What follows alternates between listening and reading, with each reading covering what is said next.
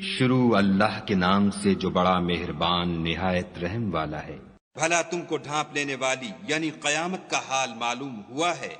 اس روز بہت سے منہ والے ذلیل ہوں گے، سخت محنت کرنے والے تھکے ماندے دہکتی آگ میں داخل ہوں گے۔ ایک کھولتے ہوئے چشمے کا ان کو پانی پلایا جائے گا، اور خاردار جہاڑ کے سوا ان کے لیے کوئی کھانا نہیں ہوگا جو نہ فر بہی لائے نہ بھوک میں کچھ کام آئے۔ اور بہت سے منہ والے اس روز شادماں ہوں گے، اپنے اعمال کی جزا سے خوش دل۔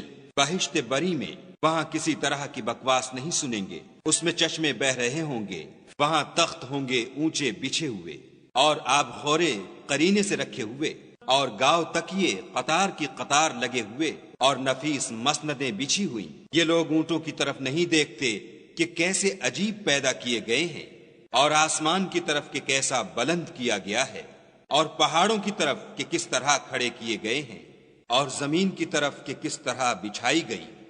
تو تم نصیحت کرتے رہو کہ تم نصیحت کرنے والے ہی ہو، تم ان پر داروغہ نہیں ہو۔